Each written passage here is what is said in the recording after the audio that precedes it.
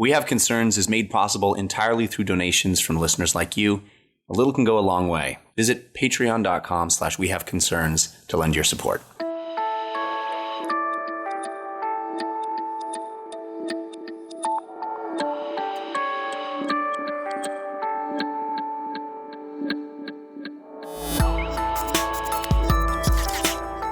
I'm not one of those nerds that's very defensive about hating sports. Right.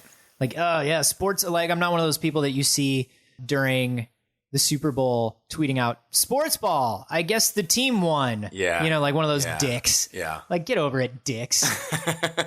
You don't have to tweet. Just don't watch it. Right. Yeah, I'm the other guy. I'm the guy that the sports ball people are pissed at because on Sunday I'm tweeting undecipherable things like, yes! Exclamation point. And people are just like, yes to what? Like, what happened? This is We Have Concerns. Hi, Anthony Carboni. Hi, Jeff Canada. So check this out. Music, the food of the soul. Mm-hmm.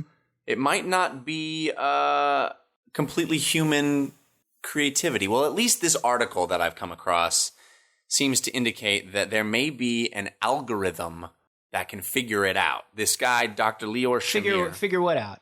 What makes music pleasing, palatable, good, popular? It's kind of him trying to decipher pop music. It didn't really start that way, but it turned into that thing. It actually started with him trying to understand whales' communication because they have this musical way of communicating. Right. And he... I know because I go to sleep to the Song of the Whales every night. I got a Song of the Whales CD and a candle that smells like fresh laundry and a 2-pack at the Hallmark store. That does sound peaceful. And my stars has ever put me right out.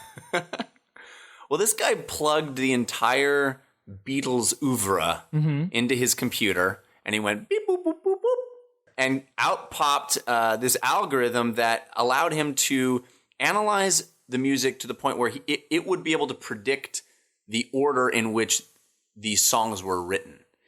And interesting. Yeah, so it can really map the evolution of their skill level, their trajectory as a band, their progression.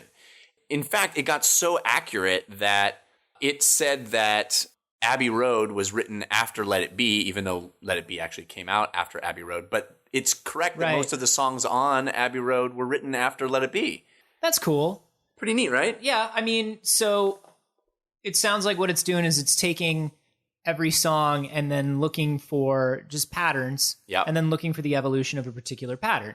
Exactly. So I got to question how this is going to predict the perfect pop song or what's going to be hot in music next. There have been a couple projects that have tried to do this before and have kind of like come up with the perfect structure for a pop song. And right.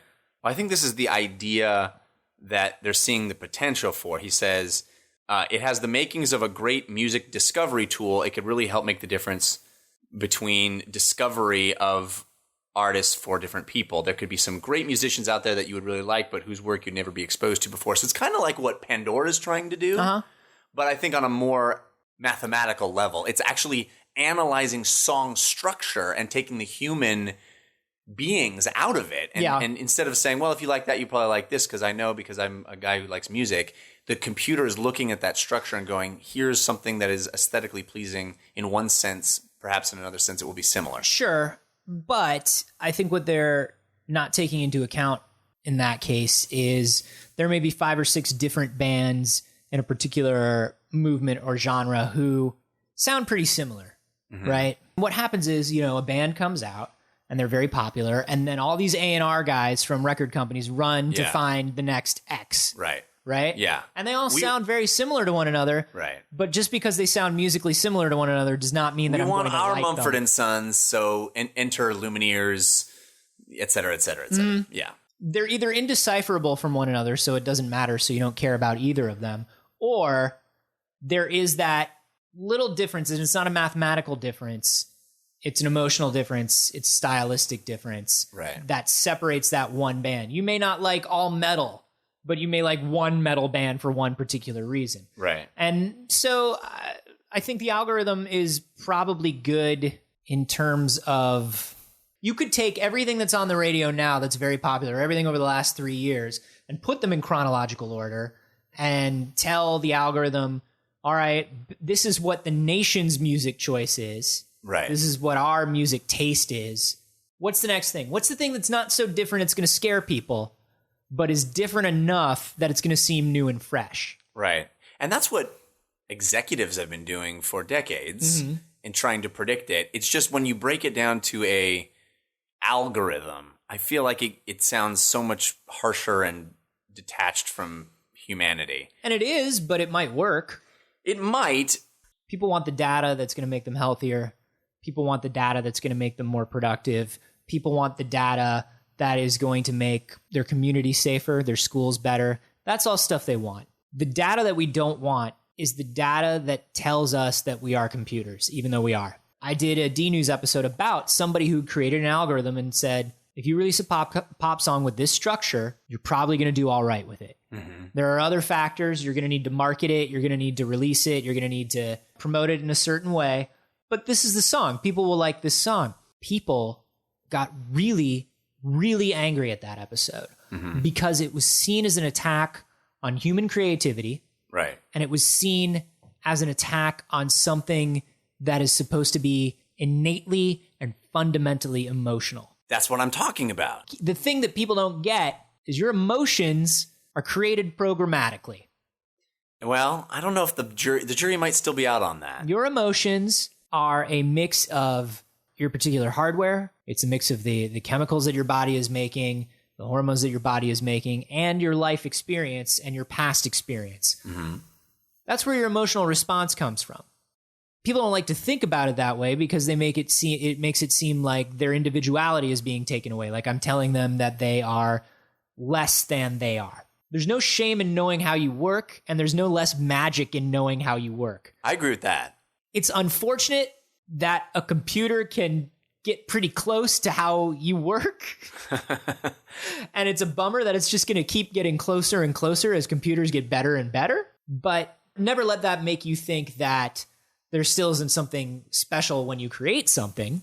Right. There isn't something special about human emotion. You're saying it's not a zero-sum game. No. Just because a computer can replicate something that is aesthetically pleasing does not necessarily make your creation of an aesthetically pleasing object less. But it also doesn't make that computer's creation any less. That's the question. If a computer can just crank it out, it doesn't make it less valuable? If it's just a machine on an assembly line cranking out the next pop hit, because that's what One Direction is for. That's to be a machine on the assembly line of pop hits. Here's the thing. That computer is going to be programmed with an algorithm, and it's going to start churning things out algorithmically, right? Mm-hmm. It will not be able to deviate from that algorithm. Unless deviation is part of the algorithm. Maybe it is. Yeah, it's not like it's going to create cookie cutter songs. Maybe there's a whole spectrum. Listen, let me tell you something, man. If it doesn't create cookie cutter songs, then we need to let the computers take over. Because the record industry right now on the radio, top 40, is very cookie cutter. It really is. I see what you're saying. It really is. Might as well let the computers, if the computers have a better handle on variation than we do, give the machine the industry. Let the machine have music then. At least for these, because here's the thing. The people that are going to use these machines are going to be very big record labels, right? They're going to be big corporate record labels that are going to be like, we need X amount of albums to do X amount of sales. We have these people with these voices who look this way. Plug the data in and let's get our albums. Right. That's like big corporate music, but that's always been big corporate music. If they can streamline that, they're going to. Right. That doesn't mean that like people off on the side aren't going to do things that are more creative. And when you say and use it as a form of expression. And use it as a form of expression. And you can choose to listen to those people. You can choose to listen to other people. When you say that the computer is going to have deviation programmed into its algorithm, I think until there is a legitimate, more than an algorithm, until there is a legitimate fuzzy artificial intelligence, if you have a computer that's churning things out based on an algorithm, and even if that algorithm has a little wiggle room for deviation, people will get tired of that. At least a lot of people will get tired of that. Then you're making my point. Well, but a human will be able to deviate from that algorithm even more. So the people who are not part of this giant corporate music scene will just be like, oh, no, I'm bored of this. I'm going to make something that sounds like this. And they're going to jump 2 steps ahead. That's not going to matter for most of the public. Right. It's not going to matter for my mom. My mom listens to what's on the radio. Well, it's not going to matter to a lot of kids. You're saying an algorithm needs to have artificial intelligence in order to be creative, is basically what you just said. I think it needs to have artificial intelligence to beat our ability to deviate. So there's something inherently human in creativity. No, we're just going to take computers a while to catch up to that. Well, so let's imagine. But eventually they will. In an infinite, not infinite, but in a bigger leap of computing power. Yeah. Where this algorithm can compose symphonies. Mm-hmm. Do you or do you not believe that there still is a gap of creativity between what is inherently human and emotional and raw? And no, you think that all just is complexity of algorithm, that our human expression is just a function of a much more complex algorithm than the much more complex computer, a much more complex algorithm, much more complex software. Yeah. I think that we've got a lot going for us right now that computers don't have, but eventually will. Is this going to happen in 10 years? Is this going to happen in 20 years? Probably not. But to say that eventually a computer will not be smarter than you and better than you and more creative than you. Well, I don't unless we just stop. Unless we go, whoa, they're getting too close, shut it down. We want to save human creativity. Right. That is the only, and I feel like that will be a situation that we hit in the future. Because computers are going to start getting so close that people are going to get real mad. I can clearly see a future in my head where a movie has to be marketed as featuring real actors or using real cameras or directed by a real person. Yeah. And an album has to say like, all written by a human. I can totally see that. Yeah. I can see that in my head. This painting created by a human being. This painting created by a computer. Yeah. And people will be like, ooh, that's cool. I'll go to the human one. It's so rare these days. It's like the vinyl and MP3 thing. It's like, no, you can't. No, you can't. In my day, you can't hear it. You can't hear humans made things. I remember when human beings created things. Whatever, Grandpa. Just let me float around in my nutrient gel. No, you don't understand, Sam. It was a wonderful time when things were flawed and people cried because such beauty in the world. God, people were stupid. Every time you talk at me, it pulls me out of the chat room. I'm trying to be in this virtual world and just take in my nutrient gel, and I don't cause any problems for anybody, Grandpa.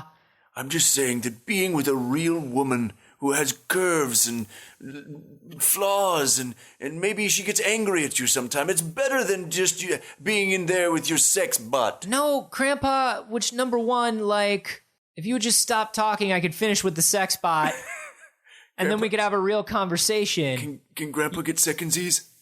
Oh, all of a sudden Grandpa wants secondsies, I'm just saying it was better back then, but this ain't too shabby. Right. Grandpa's old. Like, that's the difference. I get bored of an album after I listen to it a few times now. I would love it if there was just another album tomorrow.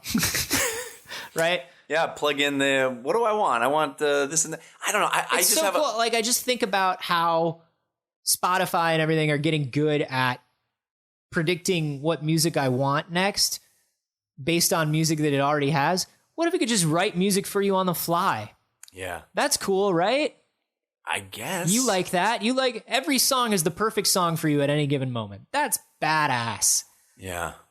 Yeah, you like that. I mean, you just got this look on your face that was like, oh, okay. I mean, could I have that?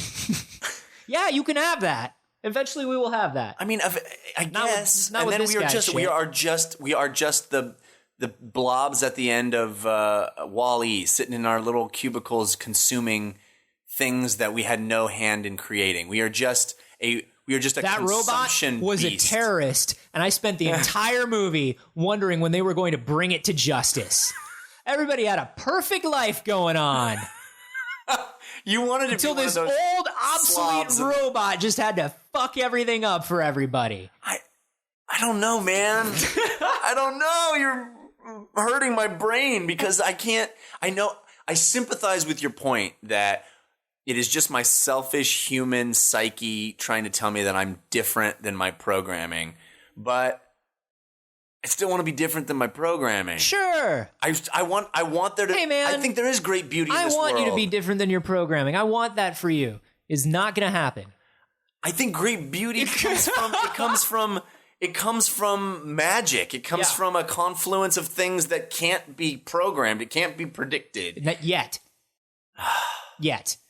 Right now, there is no way of knowing how you are taking in the disparate visual, emotional, auditory elements of your day and using them to come up with that idea that you came up with last night that was a fucking killer idea. And it was a fucking killer idea. Right. And there's no way to know how those elements came together.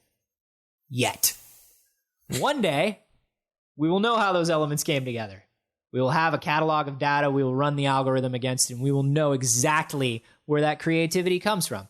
Does that make it less creative, or does that mean that we have just manufactured endless creativity? I think the former. Does it? I do. I'm worried that there isn't just a perfect ideal of creativity. I think that there's. But you said it yourself. You're the one that came up with the deviation in the algorithm. I did. A little bit of randomness in there. It was an invention that I immediately regretted, and if only I could make this time travel device work, I could go back and correct it. We would all be happy. But that's the thing. You throw a little randomness in, and then it's like, okay, this is a little different. Let's gauge audience reaction to it. Oh, they liked that difference. Okay, fixing the algorithm. Here we go. But doesn't that aggregate that you're aiming for, the they in that past sentence that you just said, that is the problem, that it's only able to target the many instead of feeling like there's a piece of art that works just for me because it is so specific and talks from such a singular place of experience that it resonates with me on a level that it can't resonate with you on. Nah, because here's the thing. You ever been on the internet? I've dabbled. You ever been on the internet and you're just like, there's a book that you think you're the only one that remembers this book from your childhood, and none of your other friends knew about it, and you lent it to friends and they didn't like it, and you're just like, God, Written but this book was my everything. This was for me. For me, it was Milo and the Phantom Toll Booth. Are you going to tell me a computer wrote that book? It was a computer wrote the Phantom Toll Booth. For me, it was the Phantom Toll Booth, or it was Labyrinth, or it was Brazil. And I would show it to friends. I would have them read it. I would have them watch it. And they would be like, I don't know. And then you grow up. Yeah. You go to college. You meet people from other places. You get on the internet and you find out that there's a Phantom Toll Booth meetup every month. You can go to the Phantom Toll Booth meetup. Brazil and Labyrinth are year one film school bullshit. They're still my favorite. Right. But that's the thing. There's a universality to everything. There won't be a universal algorithm that's going to work for everyone. I don't think that's true. I think the universal algorithm will only be as good as the pop machine that we have right now, as the Hollywood machine that we have right now. That algorithm can replace anything for the lowest common denominator. Will there need to be different algorithms with different seeds, like different Minecraft seeds, right? Mm-hmm. Where you put in this different seed and a different world grows. Yeah, like a fractal. Yeah, like a fractal. Like, oh, this seed gave me a world with more waterfalls. I fucking love maps with waterfalls. I'm sticking with this one. Some other guy just wants floating islands, so he gets all floating islands. No waterfalls. Your world's bullshit. No, your world's bullshit. Yeah. But the thing is, there will be different algorithms that can serve those different groups of people. Right. Because you are an individual. You are a beautiful and unique snowflake. You are wonderful and creative. But so are those other 400,000 people. But so are a bunch of other people, man. Yeah. And you may not, the one person's book algorithm may not be your book algorithm, but their music algorithm might be. Mm-hmm. And that's... You're bumming me out, man. I know. I always bum you out with this stuff. I always bum you out with this stuff. Because I feel like there's a value to mystery. There's a value to uncertainty. There's a value to not knowing and where something comes from, how something comes from, how it impacts me. Like the fact that I'm not able to articulate exactly how something lands on me, instead of having the algorithm say, well, we're going to tickle the romance zone. We're going to tease the fear zone. We're going to do certain things. I don't know. I don't want to lose that mystery. I think that's what the magic of life is. Well, sorry. But if you'd like me to end this on a positive, like what if, because for me, that world is a positive world. And there's still room for human creativity. And I still think it's fine. I don't think individuality is all it's cracked up to be. I think there would be more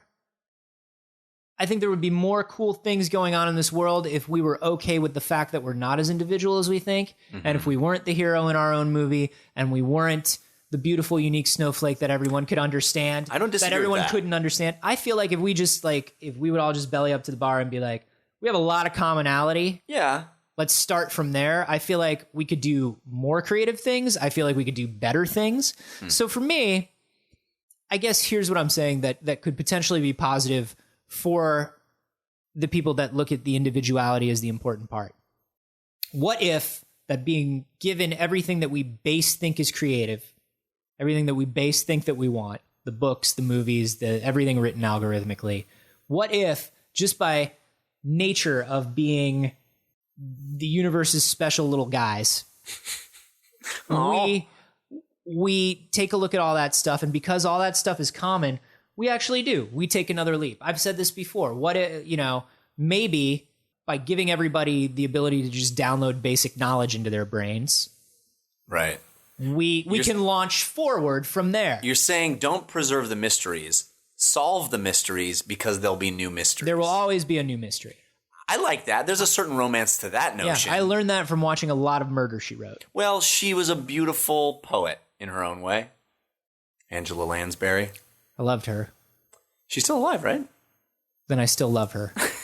I don't know. What do you guys think? Are we beautiful, unique snowflakes? Can an algorithm ever replace us? And what happens if and when an algorithm does replace us? You can let us know on the comments for this episode's post on Patreon. That is patreon.com/wehaveconcerns. You can also let us know on Twitter. I am at @acarboni. And I'm at Jeff Kanata. Let us know if you think the fifth Beatle was Zeta 473. Zeta 473 was robbed because he was the creative backbone of that entire band. Also, if you guys have seen a story recently that you think we should cover on the show, you can send it to wehaveconcernshow@gmail.com.